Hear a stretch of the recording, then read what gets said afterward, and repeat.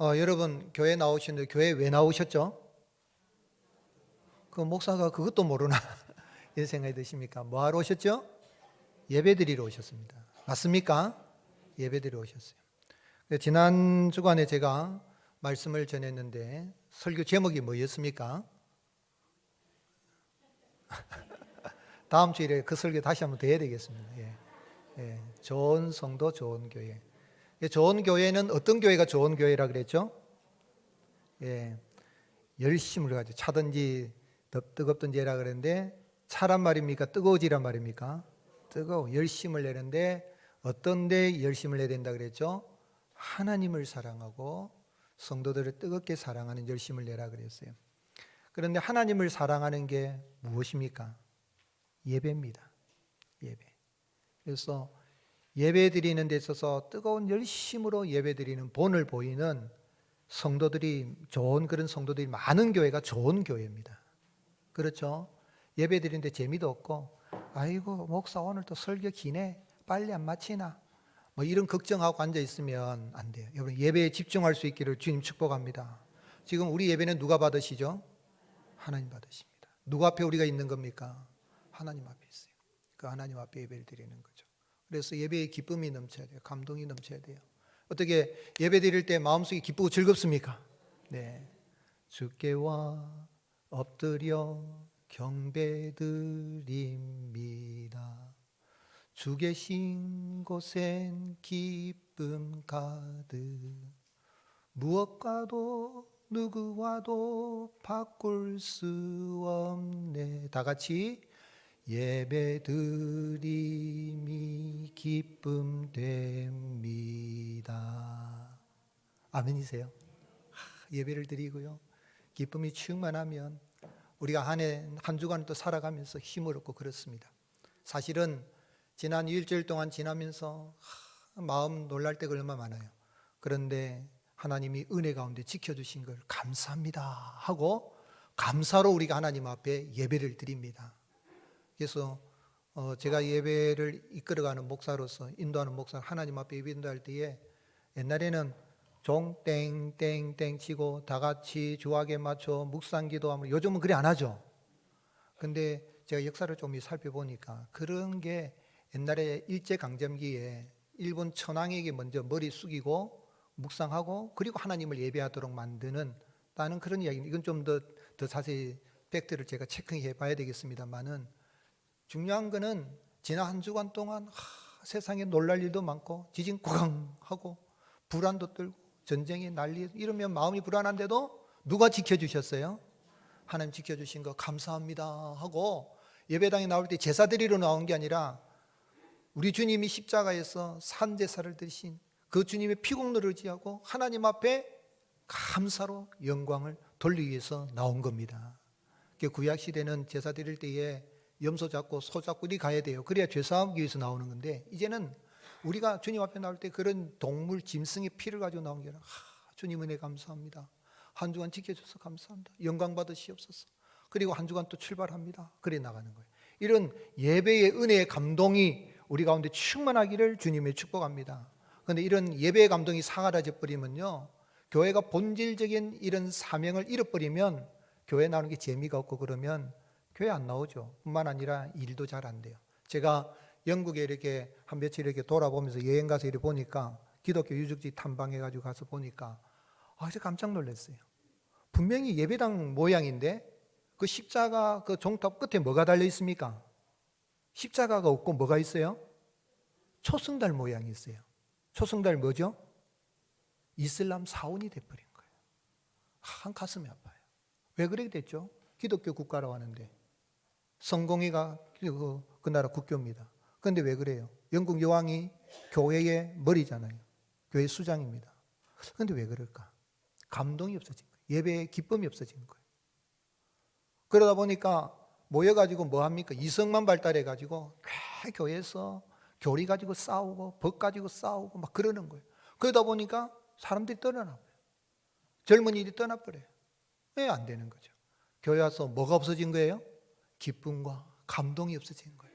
예배드림이 기쁨이 돼야 되는데 그게 없는 거예요. 그냥 머리만 발달해가지고 불가지론자에 빠져버려요. 알 수 없다는 거죠. 하나님 알 수 없다. 하나님 안 보인다. 그게 빠져버린 이성주의만 발달하니까 우리가 인격적으로 하나님을 섬겨야 됩니다. 인격이라는 것은 지식적인 요소와 그 다음에 감동이에요. 여러분 감동이 있어야 됩니다. 이 감성의 터치가 있어야 돼요. 젊은이 특별히 감성 터치가 중요해요. 그 다음에 의지적 결단이에요. 예배는 의지적으로 하나님을 힘들지만 지켜주신 하나님 감사합니다 하고 의지적인 결단으로 나가는 게 예배입니다. 그런데 그 다 빼버리고 그냥 이성만 발달해가지고 교회 와서 법 따지고 뭐 하고 막 그러니까 싸우게 나니까 교조주의에 빠지게 되고 교리주의에 빠져버리고 그게 정말 안 해요. 그러다 보니까 사람들이 안 오니까 교회가 어떻게 하면 예배당은 크고 건물도 멋지게 지어지면 어떻게 합니까? 그래서 야 사람들 오게 만들어야 되겠다 싶어가지고 교회 지하나 1층에 이런데 뭘 만듭니까? 유럽 사람들은 뭘 좋아하지요? 춤추는 걸 좋아합니다. 그래서 지하에다가 춤을 출 수 있는 댄스홀을 만들었습니다. 사람들이 오기는 왔는데 이게는 예배당은 뭐 하는 곳이라고요? 예배드리는데 우리가 이거 뭐 또 삐빠빠 룰라 춤출라니까 이거 뭐가 안 되잖아요. 그러니까 옵니까 안 옵니까? 안 오는 거예요. 예배당에 있는 그 댄스홀보다도 세상에 댄스홀이 더 좋은 데가 있습니까 없습니까? 안 오는 거죠. 그러니까 또다시 이래 안 되겠다. 뭘 만들면 사람들이 뭘 좋아해요? 이 게임을 좋아하는 거예요. 이런 카드 게임 같은 거 이런 거지. 그래서 게임장을 또 만들어요. 그래서 옵니까? 예배당은 뭐 하는 곳이라고요? 예배 드리러 간데 가지고 이거 하려고 하니까 그래도 예배당인데 우리가 이어서 지금 이래 되겠나? 이게 사람들이 안 오니까 결국 어떻게 합니까? 사람들이 안 오니까 교회를 팔겠다고 매각 공고를 내니까 어디서 사버린 거예요? 이슬람 교도들이 사버려서 십자가 있어야 할 자리에 초승달이 있는 그걸 사줍니다. 오늘 여러분 우리가 예배를 드리는 데 있어서 교회가 본질적인 사명을 감당 못하면 우리의 감동도 없고 생활 속에 즐거움도 기쁨도 없어요. 바라는 것은 우리 성도님 여러분 예배 드리는 게 기쁨이 되고 찬송하는 게 기쁨이 되고 찬송 볼 때는 힘껏 찬송할 수 있길 바랍니다. 입만 딸싹딸싹하지 마세요. 노래방에 가서 얼마나 잘합니까? 얼마나 막 추워하는데 교회 와서는 입만 딸싹딸싹하고 그러면 안 돼요. 어느 정도 힘을 준가? 배에다가 힘을 줘도 이 찬양할 때 배에다 힘을 딱 주면 높은 음자리 올라갈 때는 배에 딱 힘 주고 그렇게 찬양해요. 배에 힘 주고 기도할 때도 주 하나님 도와주시옵소서 기도하고 간절하게 부르짖고 기도하고 그런 일이에요. 아멘이십니까? 그래서 여러분 교회 본질적인 사명을 해나갈 때에 거기에 참으로 기쁨이 있어요. 요즘 이제 한국 교회도 사람들이 좀 보니까 모이기 위해서 교회당이 뭘 만듭니까? 카페를 만든다. 카페가 나쁜 건 아니에요. 저도 정말 성도님들이 모여서 예배 마치고 나는데 교제를 나누는 건 좋은 거예요. 그런데 여러분 안 믿는 사람들이 우리 모자이크 교회 1층에다가 카페 딱 만들어 놓으면은 오긴 오겠지만은 교회는 뭐 하는 곳이라고요? 예배당. 와가지고 우리가 예배는 안 드리고 커피만 마시고 하면은 교회당 예배당에 있는 카페보다 더 좋은 카페가 있습니까 없습니까? 훨씬 더 많습니다. 불신자들 전도할 가지고 카페 온나 교회는 예배를 드리는 곳이니까 당신은 하나님 믿어서 예배자로서 하나님 당신 복을 주십니다. 요 1분 메시지 한 멘트만 전해도 됩니다. 오늘 여러분 교회 본질적인 사명을 감당하고 하나님을 예배하며 나갈 때에 하나님의 은혜와 부흥을 주시고 성장도 주시고 또는 우리의 가는 길에 하나님이 형통케 하는 은혜를 베풀어 주시리라 믿습니다. 그런 복을 받아 누리며 늘 예배자로 살아갈 수 있기를 주님 축복합니다. 그럼 어떻게 하면 환난과 박해와 유혹이 많은 이 세상에서 우리가 정말 하나님을 예배하는 그 기쁨 가운데에 정말 예배자로 살아가면서 늘 행복한 믿음의 여행을 할 수 있겠느냐 하는 것이죠. 오늘 읽은 말씀은 요한계시록 여기 이제 11장 이제 어떻게 보면 요한계시록 22장 가운데 중간 부분에 있는데 6번째 천사가 나팔을 불고 난 다음에 그래서 경고의 나팔을 불고 그리고 나서 하나님이 사도 요한에게 환상을 보여줬습니다. 어떤 환상입니까? 그래서 측량돌 가지고 이렇게 성전을 건축하라, 측량을 해보라. 그런 가운데에 사도 요한에게 두 증인에 대해서 환상을 보여줬습니다. 두 증인은 두 감람나무 두 촛대였습니다. 두 감람나무 두 촛대는 누구를 상징하느냐 뭐 여러 가지 해석이지만 제가 봤을 때는 성경 전체로 봤을 때 바로 믿는 그리스도인 교회를 상징합니다. 교회가 이 땅에서 하나님이 주시는 권능의 능력으로 복음을 전할 때, 성도들이 복음을 전할 때에 거기에 순교를 당하죠. 두 증인이 순교를 당합니다. 그런데 하나님이 3일 반 만에 다시 일으켜 생기를 불어넣어서 다시 살아납니다. 부활하게 되는 거죠. 즉 죽음으로 끝나지 않고 부활하게 된다는 그 환상을 보여주고, 교회는 죽어도, 성도는 죽어도 다시 산다는 그 환상을 보여주고 난 다음에 7번째 천사가 나팔을 빰빠밤 울릴 때에, 그때 하늘에서 이제 큰 음성이 들리는 가운데에 15절 말씀, 어떤 말씀이 들립니까? 세상 나라가 주와 우리 주와 그의 그리스도의 나라로 바뀌는도다. 그래서 그가 세세토록 왕노릇 하시려다 하는 그 말씀이 나오는 가운데에 24장로들이 보좌에 앉아 있다가 일어나서 땅에 완전 쫙 엎드리는 게 그냥 엎드리는 게 아니라 그냥 완전히 쫙 엎드려서 하나님을 찬양하는 거예요. 아유, 그렇습니다. 주님이 왕노릇 하십니다 하면서 그를 경외하는 자들에게 상을 주시고 땅을 멸망하는 자들에게는 멸망시키신다. 그리고 나서 이제 하늘의 성전이 열리는 그런 장면을 보여준 거예요. 여기서 우리가 생각해 볼 수 있는 것은, 오늘 여러분, 왜 하나님께서 이 두 증인, 두 감난노와 두 촛대 성도들이 복음을 전하며 나갈 때에 왜 하나님께서 죽임을 당하게 하십니까? 우리 하나님이 얼마나 전능하시고 능력이 많으신 하나님이십니까? 복음을 전하는 그 증인들이 죽지 않도록 막을 수가 있습니까? 없습니까? 막을 수가 있죠. 안 죽도록 막아주시면 되는데 왜 죽었다가 다시 생기를 불어넣어서 3일 반 만에 다시 부활하게 하는 이런 일들을 왜 베푸시는 거예요? 그것은요, 여호와 하나님은 바로 예수 그리스도의 그 복음 전파, 목숨을 걸고 복음을 전하는 그 복음 전파자들을 통하여서 세상 나라가 예수 그리스도의 나라가 되게 하시는 분이라는 것을 사도 요한에게 알려주신 것입니다. 오늘 여러분, 참으로 우리가 이 땅에 살아갈 때에 세상 나라가 왕성한 것 같아도요, 결국은 이 세상 나라는 다 우리 주와 그리스도의 나라로, 그의 그리스도의 나라로 다 바뀌게 되는 것입니다. 요한계시록은 크게 두 부분으로 나눌 수가 있어요. 요한계시록 여러 부분으로 나눌 수 있습니다. 3장까지 7교회에 대한 이야기, 그리고 4장 5장 하늘 천상 예배, 6장부터 19장까지 7인 떼는 것과 7 나팔과 7 대접에 대한 이렇게 경고하고 나팔을 불고 그 다음에 이제 재앙을 쏟아붓는 것과, 그리고 이 땅에 있는 바벨론 나라가 다 멸망하고, 그 다음에 20장에 이 천년 왕국에 대한 이야기하고 21장, 22장에서 새하늘과 새 땅, 신천 신지로 들어가는 그러한 장면으로 나눠 볼 수 있는데, 저는 오늘 말씀을 요한계시록을 크게 두 부분으로 나눠 볼 수 있다고 생각해요. 오늘 11장까지가 전반부, 12장부터 마지막 22장까지가 후반부입니다. 11장이 지금 요한계시록 중간에 있잖아요. 1장에서 11장까지의 내용이 뭡니까? 그것은요, 사도 요한에게 하나님께서 7인을 떼시고, 7인은 보여주시는 겁니다. 또 7 나팔을 붑니다. 경고하는 겁니다. 하나님이 심판하신다, 경고를 보여줍니다. 그런 가운데 주님이 지금 이러한 인을 떼시고 나팔을 부은 뭐냐면 7 교회, 그죠?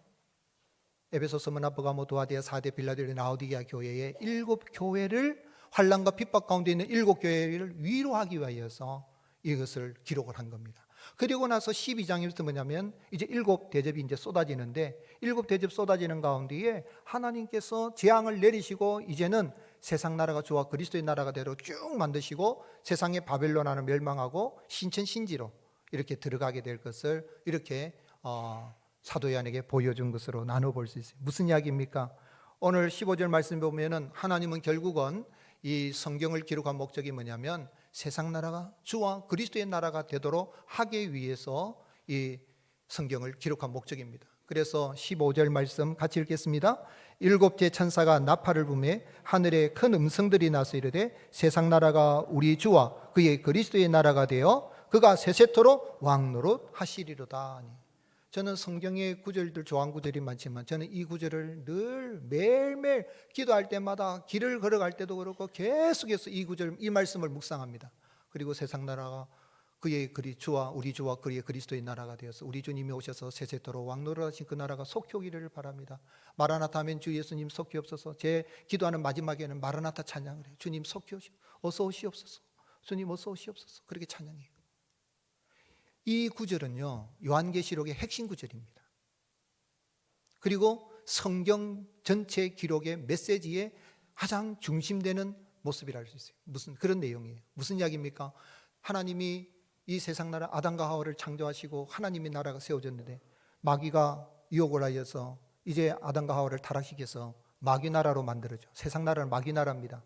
그런 가운데 우리 주님이 친히 이 땅에 오셔서 여호와 하나님의 사람이 되셔서 이제는 하나님의 나라 이 땅에 임하는데 마귀 나라와 하나님 싸우는 거예요. 지금 싸우는데 결국은 세상 나라는 다 멸망하고 하나님의 나라, 그리스도의 나라, 즉 첫사람 아담과 하와가 타락하기 전에 그 나라로, 영원한 하나님의 나라로, 그리스도의 나라로 돌아갈 것이다 하는 것이 성경 전체의 내용이에요. 그러니 이 요한계시록 11장 15절은 성경 전체의 메시지를 담고 있는 내용이며, 또한 12장 이후의 내용은 바로 그러한 것을 실행하시는, 이제 대접을 쏟아 부어서 하나님이 실행하시는 그런 내용들이죠. 그런데 여기 세상 나라라고 하는데 이건 단수로 되어 있어요. 복수. 세상에 지금 유엔에 가입된 나라가 몇 나라입니까? 200나라가 넘습니다. 세상 나라들 해야 되는데 세상 나라들 하지 않고 세상 나라라고 하는 이유는 뭐냐면, 세상에 있는 뭐 정치 체제가 민주국가도 있고 왕정국가도 있고 저 공산국가도 있고 뭐 여러 나라 형태들이 있잖아요. 그죠? 그런 나라만, 저 북한의 김정은이나 또는 뭐 저기 시진핑이가 되는 저 중국이나 저런 정권만 하나님을 대적하는 게 아니라 세상에 있는 모든 나라들의 속성과 성격이 뭐냐면 하나님의 나라, 그리스도의 나라를 대적하는 자들이기 때문에 단수로서 쓰고 있는 세상 나라예요.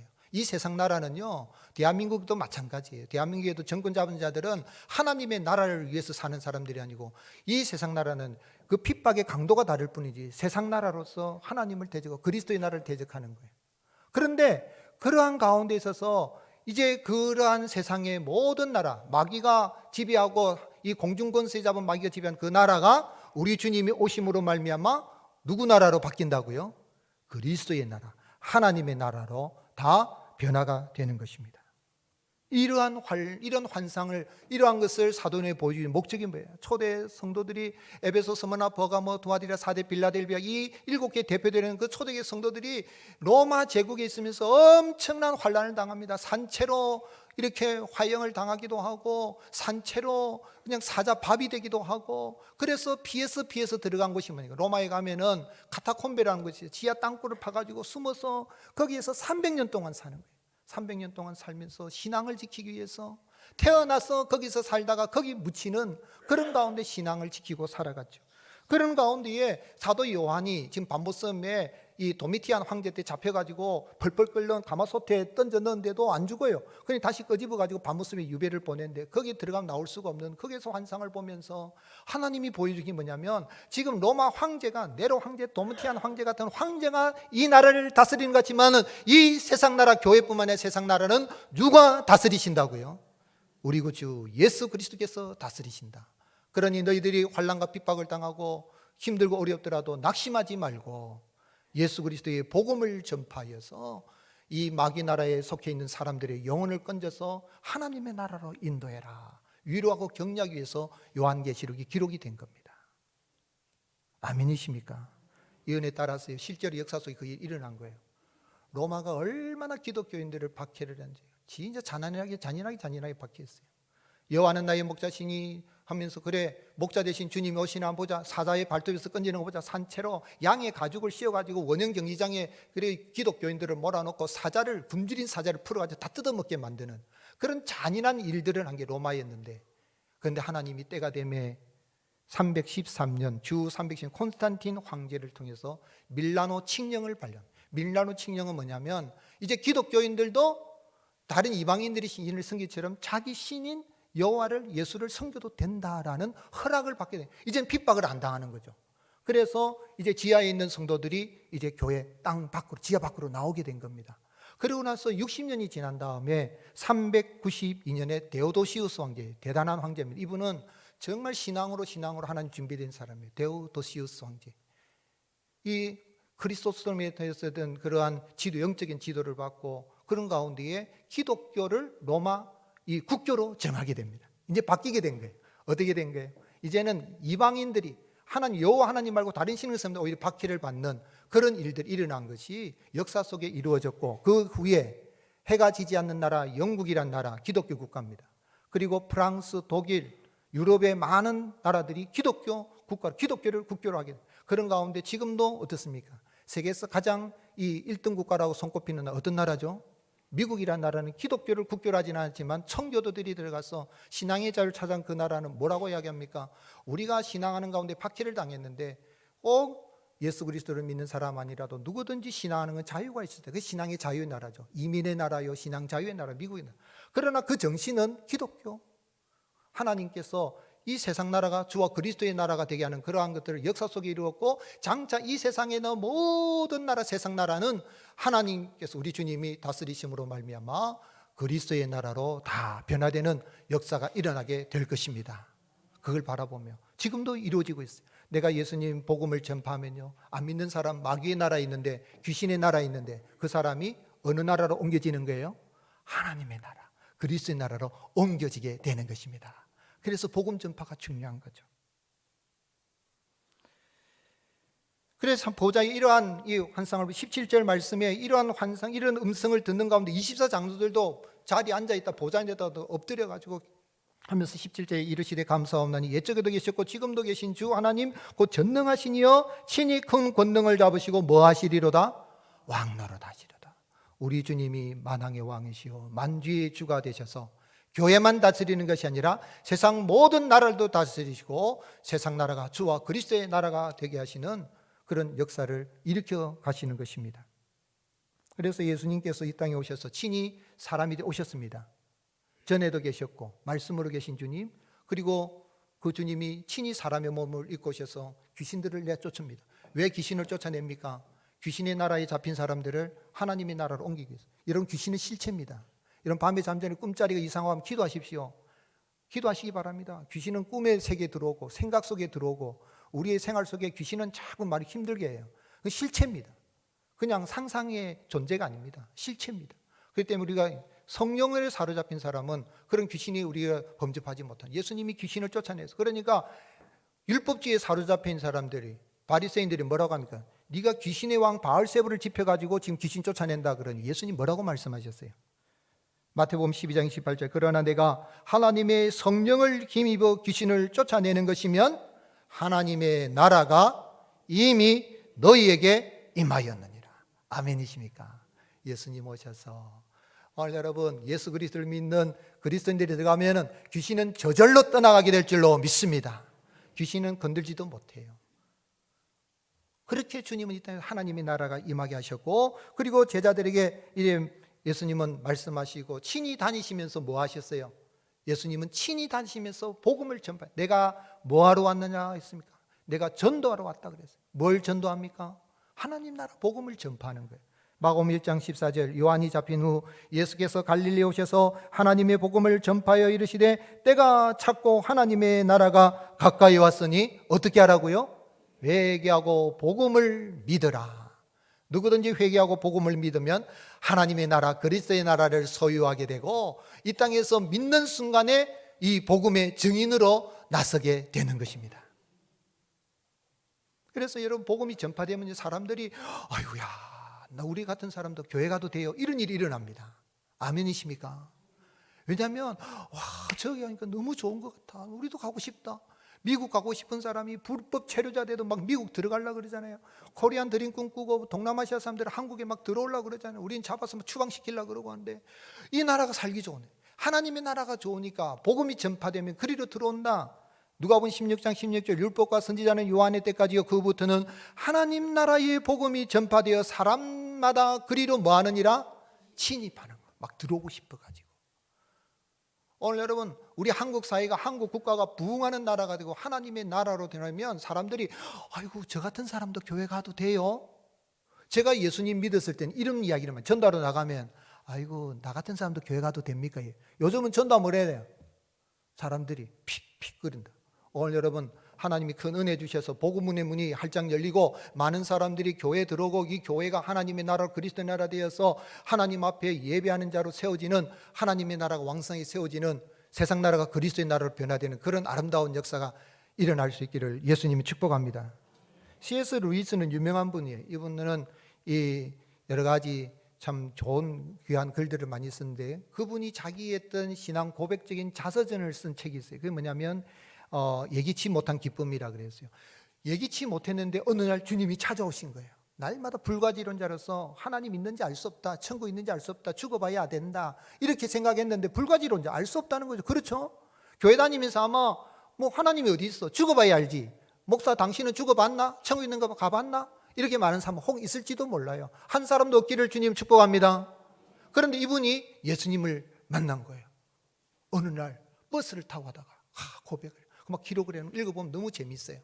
근데 주님이, 하나님이 어떻게 찾아오셨는가, 이 문학가답게 그 나니아 연대기 보셨죠, 그죠? 쓰신 분이 루이스입니다. 근데 이분이 뭐라고 자기가 고백했냐면, 주님이 나를 찾아오셨는데 낚시꾼처럼 찾아오셨다고요. 뭐처럼요? 낚시꾼이 어떻게 합니까? 이 고기를 잡을 때 딱 이래 놓으면은 고기는 그걸 딱 물면 어떻게 해요? 지 죽는 줄도 모르고 탁 먹는 것처럼 주님이 내게 찾아오셔서 딱 복음을 물도록 그렇게 낚시꾼처럼 찾아오셨다 그래요. 두 번째로는 주님이 내게 찾아오셨는데 고양이가 쥐를 찾는 것처럼 찾아오셨다. 여러분, 고양이 쥐 발견하면 어떻게 합니까? 봤습니까? 하고 양 하고 막 달려가지고 막 언제 잡았는지 탁 나까지 입에 쫙 물고 나오잖아요. 그런데 본인은 뭐냐면 쥐가 고양이를 찾아가는 존재였습니다 그래요. 쥐가 고양이처럼 죽는 거잖아요. 그런데 주님이 내게 찾아오실 때에 그렇게 나를 추적해서 찾아오셨다. 세 번째로는 주님이 나를 찾아오셨는데 사냥개가 어떤 먹이를 찾아가는 것처럼 찾아오셨는데 사냥개 무리가 찾아오는 것처럼 나를 찾아오셨다고 그래요. 나를 잡기 위해서, 추적하기 위해서. 사냥개 한 마리도 아니고 무리라 그랬어요. 자기 주변에 예수님 믿는 학자들, 심지어는 제자들, 이런 사람 가운데 루이스 선생님, 교수님, 예수님 믿어야 됩니다 하고 막 이렇게 이야기했는데 그 사람들이 애워싸서 결국은 내가 꼼짝 못하겠어서 예수 그리스도가 나의 왕인 걸 고백하게 하셨다. 우리 주님은 오늘 여러분 예수 그리스도 복음을 전파해서 세상 나라, 마귀의 나라, 귀신의 나라에 속해 있는 사람들을 하나님의 나라로 이끌어 가시는 주님이십니다.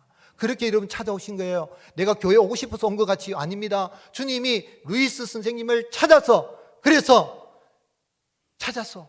하나님 앞에 나와서 예배드릴 뿐만 아니라 그리스도인을 소유하게 하고, 그리고 이 복음 좋아서 막 전하지 않으면 견딜 수 없는 막 로또 당첨된 것보다 더 좋은 기쁨으로 예수님 믿어봐, 너무 좋아, 너도 우리 교회 한번 와봐, 모자이크 교회 와봐, 하나님 나라의 기쁨이 넘쳐. 아멘이십니까? 우리 교회 얼마나 좋은 교회인지 몰라. 아멘이십니까? 왜요? 하나님의 나라 모형이다. 이런 은혜의 감동이 넘치는, 그래서 우리의 복음 전파를 통하여서 주님이 나를 통해서 세상 나라가 우리 주 예수 그리스도의 나라로 변화되는 그런 환상과 비전을 가지고 여러분 나아갈 수 있기를 예수님이 축복합니다. 그럼 이런 은혜를 받으면 우리가 어떻게 살아야 되겠어요? 교회는 오직 여호와 하나님만을 예배하는 예배 공동체입니다.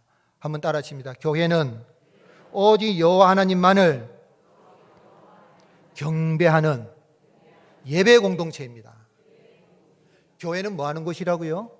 예배하는 곳이에요. 어느 예배당, 저 어릴 때 시골 교회라든가 가면 예배당이라고 많이 해놨어요. 예배당. 사실 그렇게 하고 예배당이라고. 예배. 근데 오늘 구원받은 이렇게 해서 사도 요한이 환상을 보는 가운데에 하나님 앞에 어떤 소리를 듣고 큰 음성의 소리, 15절 일곱째 천사가 나팔을 불며 하늘에 큰 음성들이 나서, 큰 음성들, 이 음성들은 천사들의 음성으로 저는 해석합니다. 천사들이, 천군 천사들이 큰 음성으로 하면서 세상 나라가 우리 주와 그의 그리스도의 나라가 되어 그가 세세토록 왕노릇 하시도다 하니까, 또 땅에 이 보좌에 앉아있던 24장로들이 어떻게 하면 16절에 하나님 앞에 자기 보좌에 앉아있던 24장로가 엎드려 얼굴을 땅에 대고 하나님께 뭐하여? 경배하여. 엎드려 땅에 대고 하나님을 경배합니다. 경배의 내용이 뭡니까? 18절 말씀이 이방들이 분노하며 주의 진노가 내려 죽은 자를 심판하시며 종 선지자들과 성도들과 또 작은 자든지 큰 자든지 주의 이름을 경외하는 자들에게 뭐를 주시고? 상을 주시고, 또 땅을 망하게 하는 자들을 어떻게 하신다고요? 멸망시키는 때를. 여러분, 선지자들, 성도들, 누구든 큰 자든지 작은 자든지 주의 이름을 경외하며 주의 복음을 전파하며 세상 나라가 우리 주와 그의 그리스도의 나라가 되는 일에 앞장서 나가는 순교할 각오로 복음을 전파하는 자들에게, 그렇게 주를 경외하는 자들에게는 우리 주님이 뭐를 주신다고요? 상을 주신다고. 상을 주십니다. 오늘 여러분, 우리 이 땅에 살아갈 때 내가 참된 예배자로서 주님이 주신 상을 바라보면요, 얼마나 예배드리고 찬양 기쁨이 되는지 감동이 막 넘치고 주님이 상급을 바라보는 거예요. 오늘 우리 하나님 앞에 나갈 때는요, 믿음으로 나와서 믿음으로 예배하고 믿음으로 찬양하고 믿음으로 기도할 수 있기를 주님 축복합니다. 히브리서 11장 6절 같이 읽겠습니다. 믿음이 없이는 하나님을 기쁘시게 하지 못하나니 하나님께 나아가는 자는 반드시 그가 계신 것과 또한 그가 자기를 찾는 자들에게 상 주시니십니다. 이 상이라는 거는요, 헬라어 단어는 리워드, 이걸 보상해 주는 거예요.